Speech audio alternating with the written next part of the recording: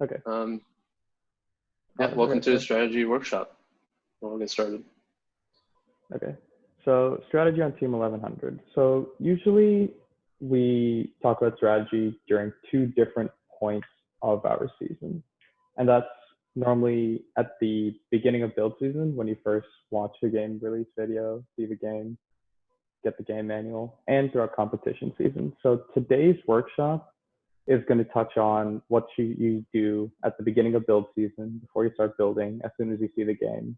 And then next week, we're going to go into strategy during a competition or during an event, rather. And the goal for today's workshop is to assess game theory and plan robot design. And this falls into two components. So we want to learn how to analyze a game and break down all of its components and understand the importance of coming up with a strategy before building a robot. So the agenda for the workshop today will be first identifying key game characteristics. So things you should look out for in any game. And these are match components, scoring, field layout, defense, and then archetypes and a priority list. And then we're going to walk through the process of breaking down an actual FRC game. And one more thing, you can find all the information usually you need through the game manual, and it's pretty essential for everyone to read it and understand everything in it, because without a good understanding of the game, you can't really decide on a strategy for your robot or for your season and what you want to accomplish. So yeah, why strategize before building? So you want to come up with a clear set of abilities and define restrictions for the robot. This makes it easier to set deadlines and break down the robot into small, identifiable, achievable tasks. You want to be able to break your robot up into multiple tasks so there's a clear order when building and designing, and so the robot is not built randomly or all at once. You also want to make sure your robot design falls into your team's capabilities and goals. So if you have a clear plan before you start building, then you'll be able to make sure the whole team is satisfied with the plan. You also want to make sure that your robot design ideally doesn't change too much during the build season. You want to be as efficient as possible and stick to your planned deadlines for accomplishing your original design. And if you're spending time changing your robot design, then that's not the best use of your time.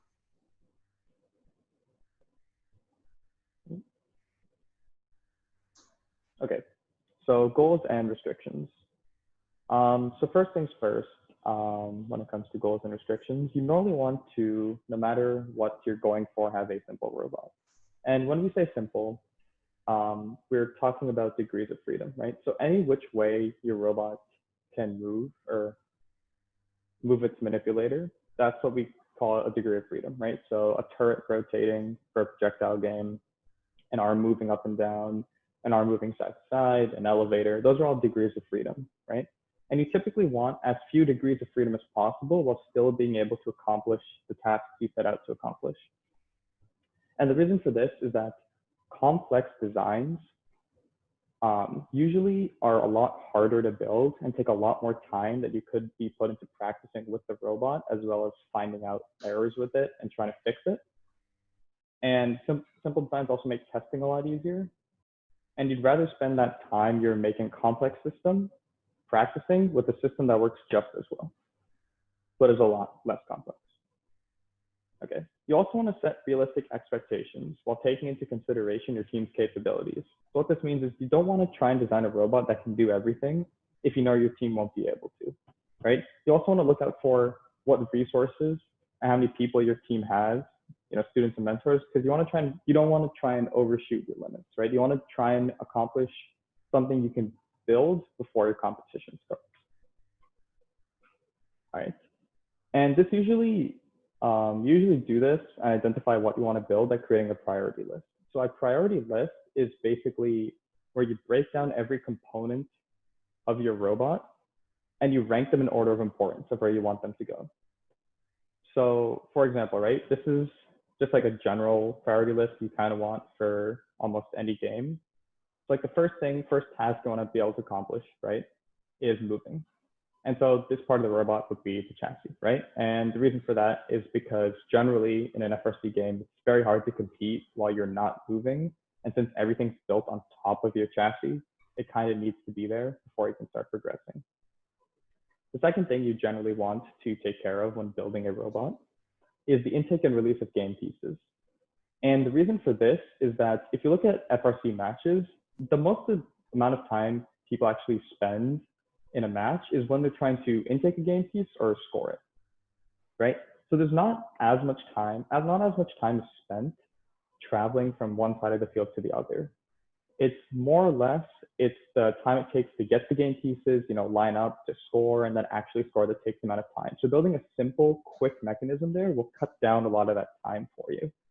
And it will reduce the amount of time you take to score a certain amount of game pieces.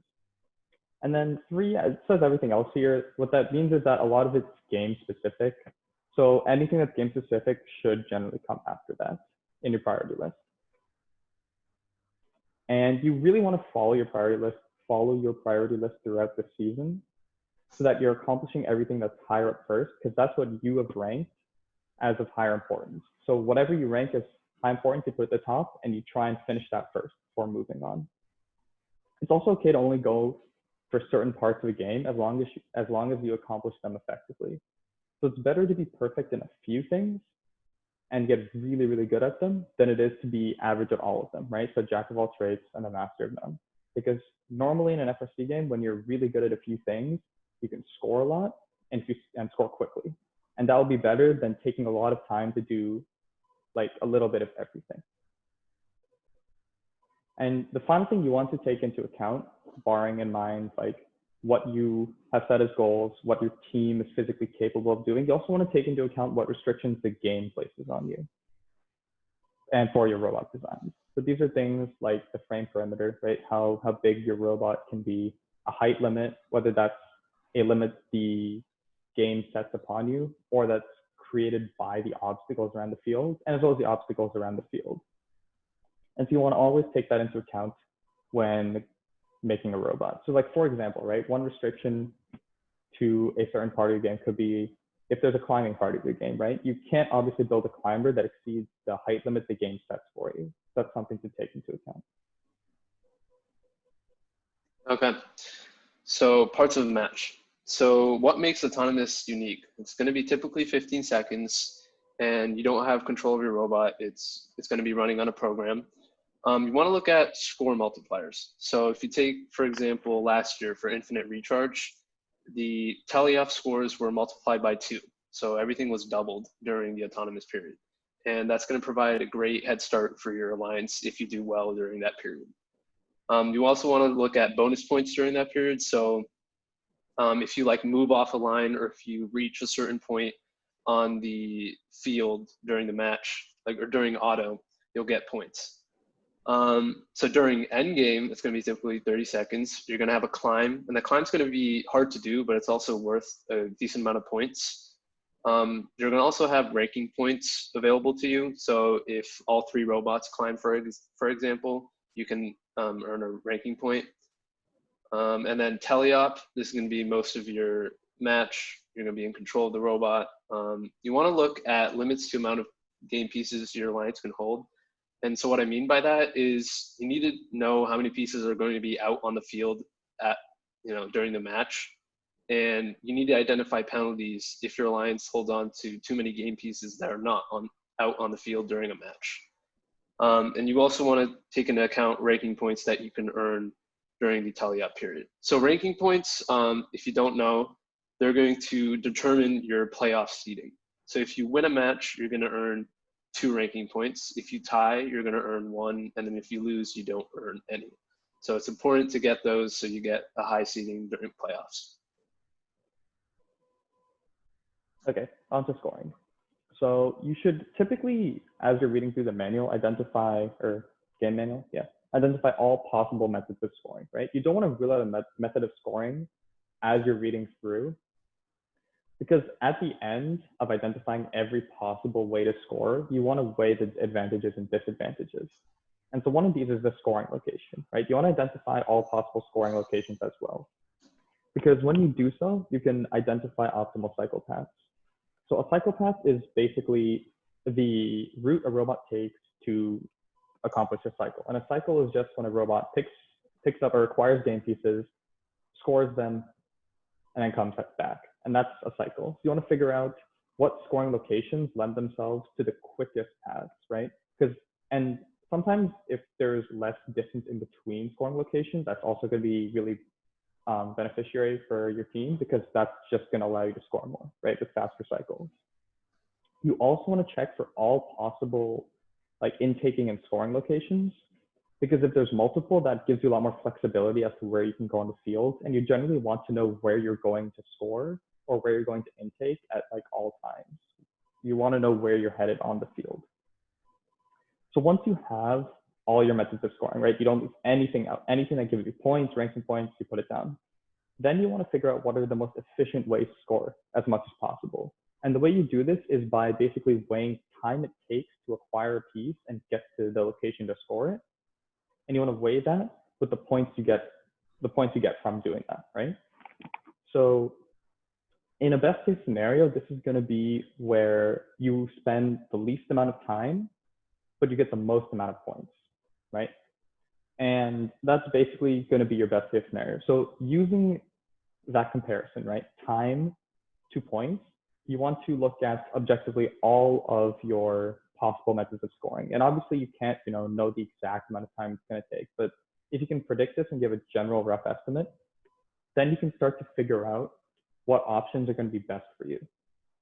You also want to make sure that you check what scoring leads to ranking points. So sometimes in a game, in an FRC game, scoring a certain amount of pieces or scoring a certain amount of points during a certain time of the match will give you ranking points. And ranking points, as Karthik said, are really, really useful because for playoffs, obviously. But when you're in playoffs, those ranking points will convert to point bonuses. So you also want to check, what's the value you get for a certain scoring method that normally provides ranking points? And you also want to weigh that in to your calculations. All right, so field layout and defense. So you want to make sure you know where all the scoring locations and game pieces are located on the field. You want to know the restricted areas on the field, height limits, and obstacles to linear or the fastest paths. So what I mean by that is you want to know the obstacles to where you get your game pieces to the scoring locations. And then for defense, you want to keep track of what penalties there are when playing defense. So there's going to obviously be the pinning penalty. So you have 5 seconds and the ref will give you a countdown. You can't tip a robot on purpose. And for example, like last year when robots shot out game pieces, you couldn't extend a part of your robot to block those shots. So those are all important penalties to keep in mind when playing defense. And yeah.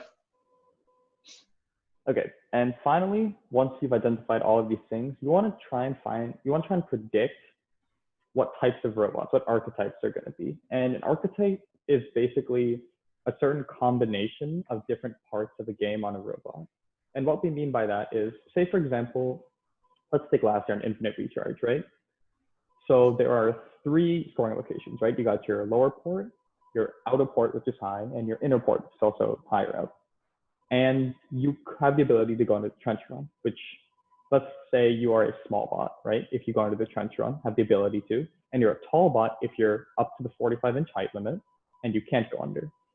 So from those, you have multiple combinations, right? You can have a short robot that scores low, a tall robot that scores low, a short robot that scores outer or inner, and a tall robot that scores outer or inner. And you want to go through every part of the game, every scoring opportunity, every height restriction, all the limits, and you want to figure out what all the robot archetypes are. So you want to figure out what you're gonna see at an event.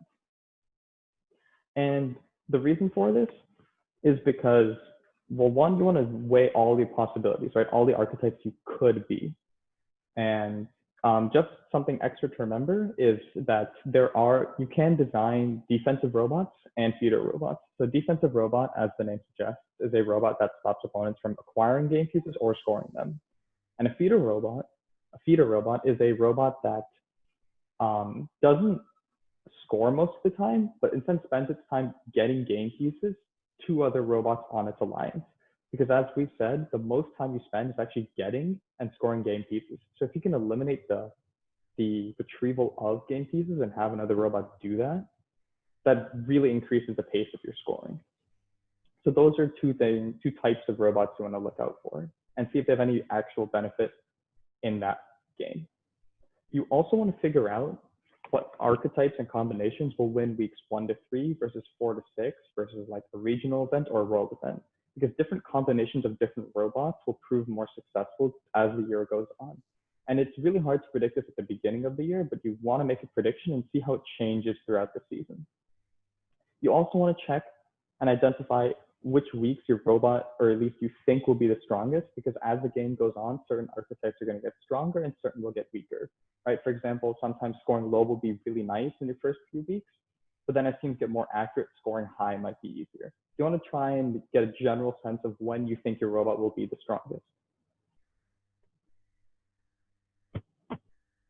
Okay, so this is Stronghold. It was the game played in 2016. And we're gonna basically watch the game reveal and then just go through the main concepts we found and also come up with a design and explain why we chose that said design. So let me know if you guys can't hear this. Hopefully you can.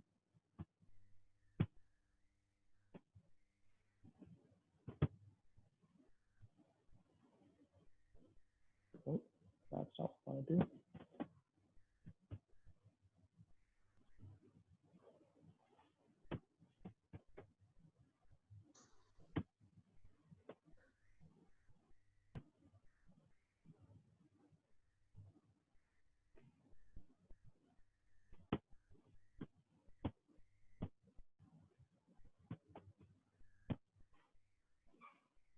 Wait, I can't hear it. Can other people hear it?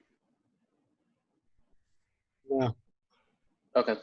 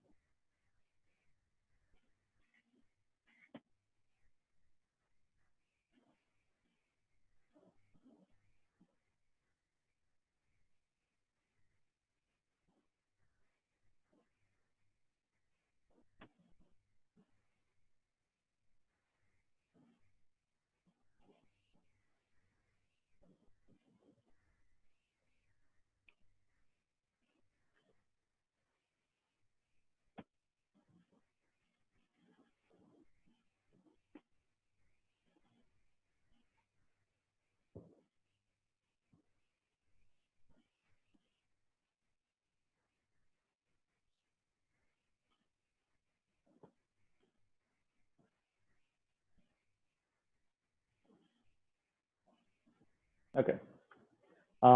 Quick thing, if you guys have questions as we're going along, feel free to ask them.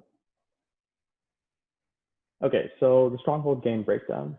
I know this is a lot of text, but we'll try and get through it quickly. And yeah, at the end of this, we will also discuss actual robot design and why we chose it.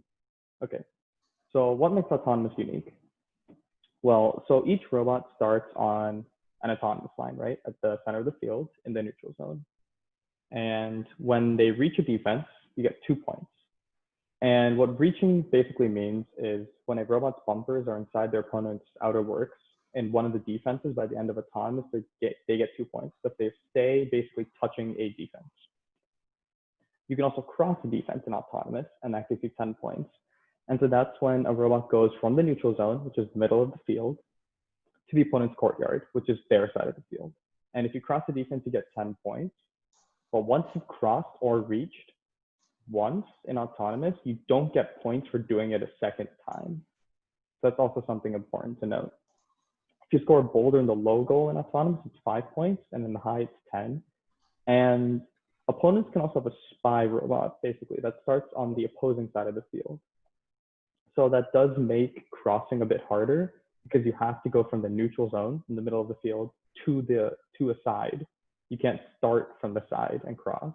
So it does make crossing a bit harder, but you have the benefit of already being in their courtyard. As for what makes endgame unique, well, there's climbing, right? So there's challenging, where you basically park at right at the base of the tower, and that gives you 5 points. And if you climb all the way, you get 15 points.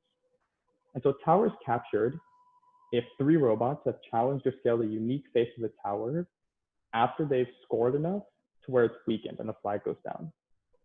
And so you need all 3 robots for this. That's something that's unique in this game. Also, robots cannot exceed the height limit of 54 inches until there are only 20 seconds remaining in the match. So during that endgame period, you still have to wait another 10 seconds before you can start and exceed the height limit to climb up. All right. Scoring locations. So you have the low tower goal, high tower goal, the defenses, which you can cross, and then you have the tower or the batter, where you park or climb.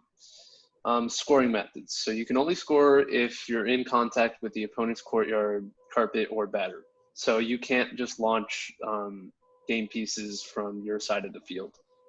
Crossing a defense is going to be 5 points. We'll be going over the outer works and the breaching versus damaging defense, all that later on in the presentation.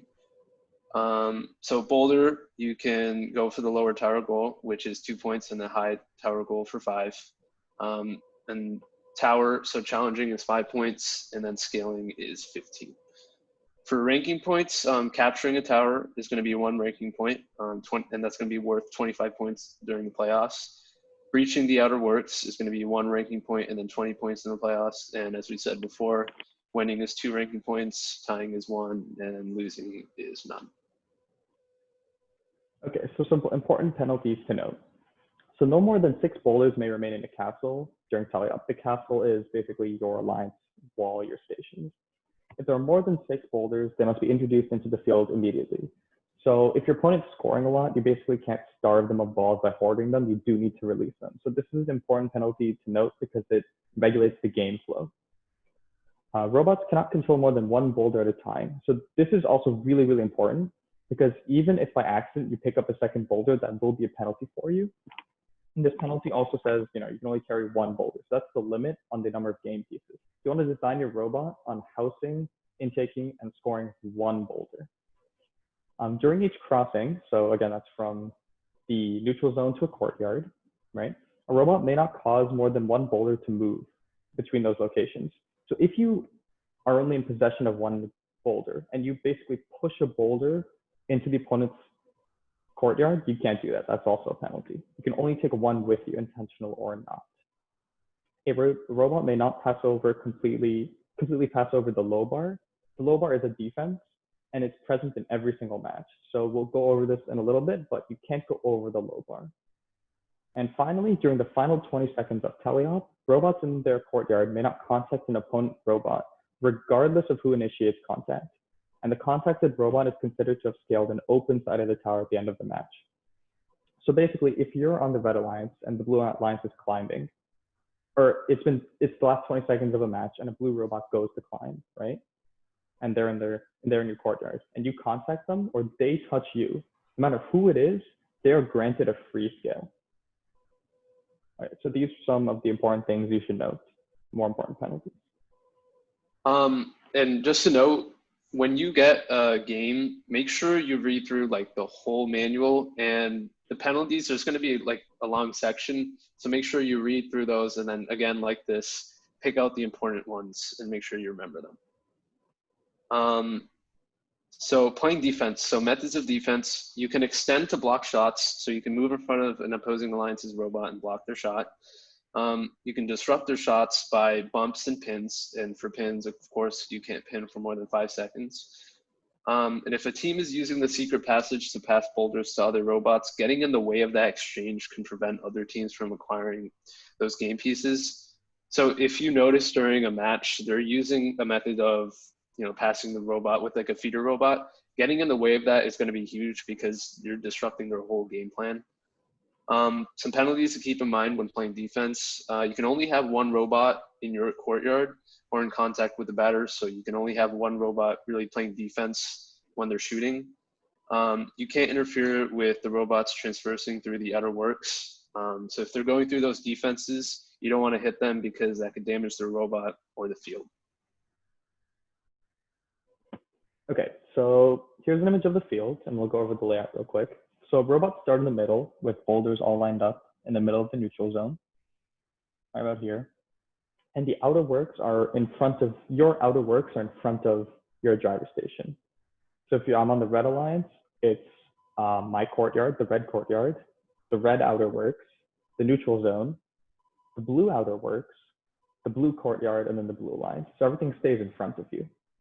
And your towers are basically along and slightly in front of your driver stations. So some obstacles and restrictions of the field. So obviously you have the outer works, which are some pretty big obstacles. We'll go into these in a bit. So the important thing to note about these is that they have a height limit, and they're also pretty rough. There's some rough terrain to get over. They're pretty high and they have a lot of bumps. And then there's also the secret passage. So as you saw in the game reveal video, your lines can roll boulders to you through that. And it's also a place you can go through if you can't get through a defense. Okay, so the outer works. These are the 5 positions you're gonna have. Number 1 is gonna be low bar. That doesn't change at all throughout the competition. Number 2 is going to be align selected. 4 and 5 are also align selected. And number 3 is going to be audience selected. While you're in queue, your alliance will select the defenses, and you'll also get the other alliance's selection of defenses. Okay. So there are a total of 8 defenses in the outer works that are arranged into 4 categories, A, B, C, and D. And each alliance selects 1 defense from 3 of the categories for their side of the field. The audience chooses a defense for both alliances from the remaining category. So here's a quick list of the 3 important terms when talking about the outer works. So there's crossing, and that's when a robot crosses a defense, and that's when it traverses the defense from the neutral zone to the courtyard. So it only works one way. Damage. So defense is damaged when it's brought down to 0 strength. And a defense starts with 2 strength at the start of a match, and every successful cross decreases it by 1. So if your alliance crosses a defense twice, it's damaged, and you can't get points from that defense anymore. Breached is a term to describe the outer works when an opposing alliance has damaged 4 out of the 5 defenses, and this gives you a ranking point, or in playoffs, a point bonus. All right, so we're going to be going over the defenses now. So category A, you're going to have the portcullis. It's an arched gateway with a door that opens when lifted up. And then you have the cheval de frise. It's a series of 4 independent tilting weighted platforms. The platforms rotate about a pipe in the middle and are weighted so that they rest on alternate sides.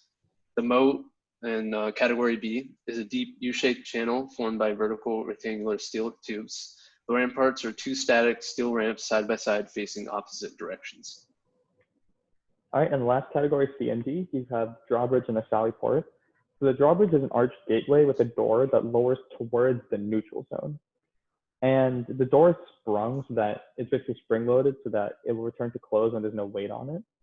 And they actually give you the amount of weight or force it takes to open it. So to just to get the door slightly open, it takes 2 pounds of force. But once moving, it takes about 5 pounds of force. And so the sally port is a door that swings towards the neutral zone. And like the drawbridge, it has a spring, so it'll automatically close if there's no weight, and it takes about 1.5 pounds of force to push it open completely.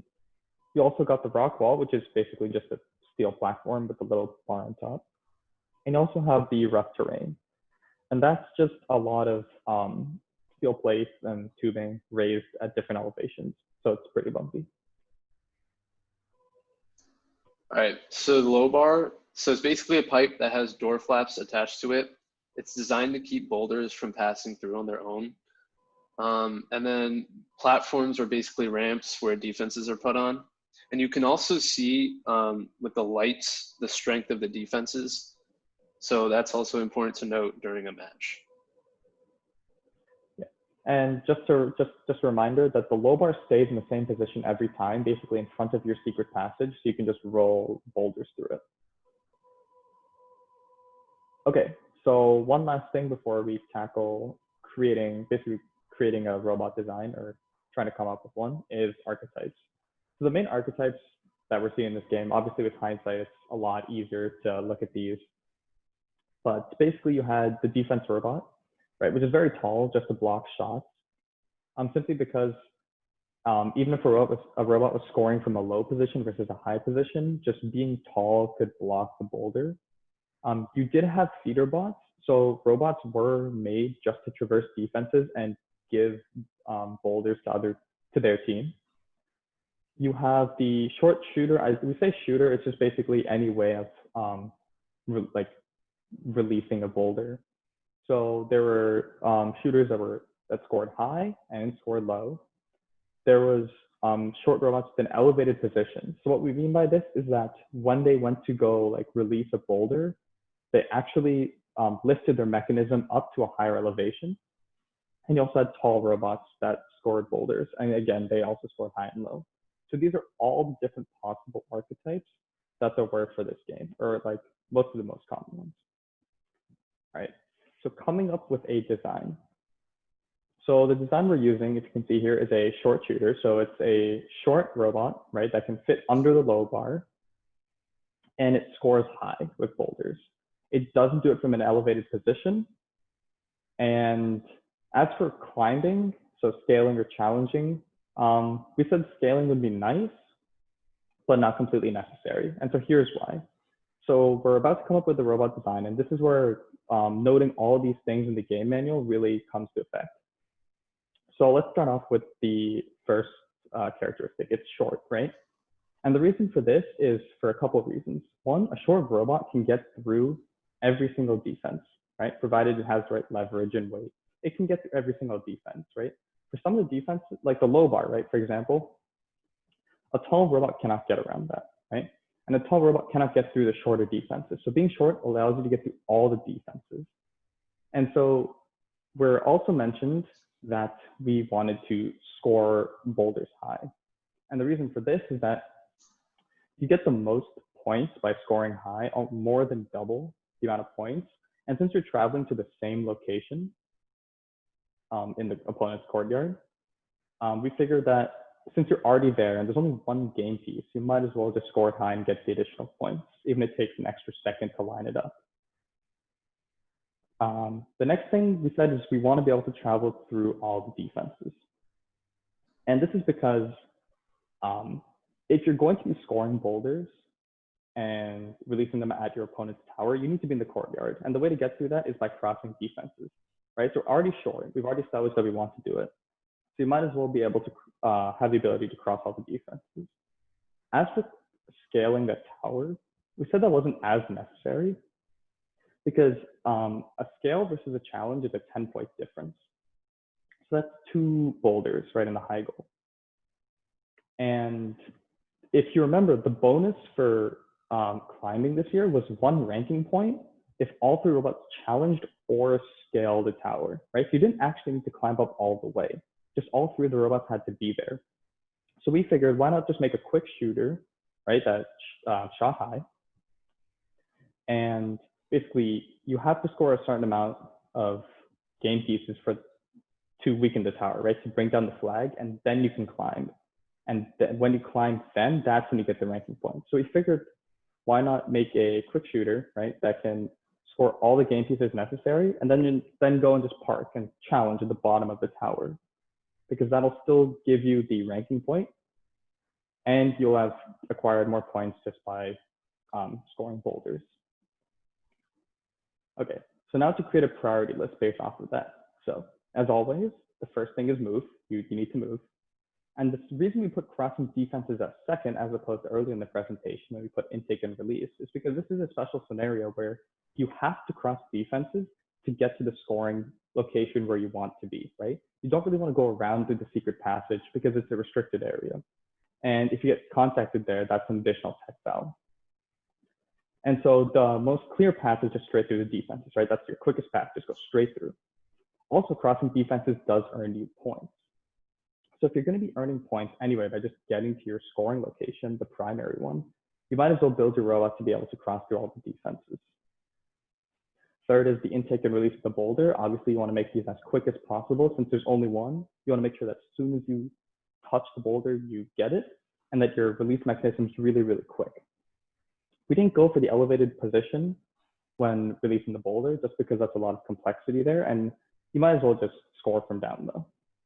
Fourth is storing the boulder. You obviously need a place in between the intake and the release, some location to hold it. And since there's only one boulder you can store per robot, you want to kind of build your robot around that one location. And fifth, as we said, is scaling the tower, which isn't exactly the highest priority, but it would be something nice to have if we have space, time, and resources. Something to note with the intake and release of the boulder, it's ideal for FRC games to have your intake and release be the same mechanism. That makes just everything much smoother, and yeah, it'll be much more efficient. For takeaways, so as you saw during our presentation, we broke down a game as thoroughly as possible. And during a season, during like an actual build season, you want to do it as soon as you can. So right when you get the game, break down the game, make sure you understand all the parts of it and read the whole game manual. Understanding the game will allow you to better understand how to design a robot, and more importantly, have a great strategy. And then around that strategy, you can design a robot. Making a priority list early on in the build season is important, and you need to make sure that you follow it. And it's also important to set realistic goals. So as we talked about before, it's great to be able to do everything, but make sure you follow that priority list and get the things early on in that priority list right, and then move on to the next ones. But yeah, that's the end of our workshop, and thank you guys for coming.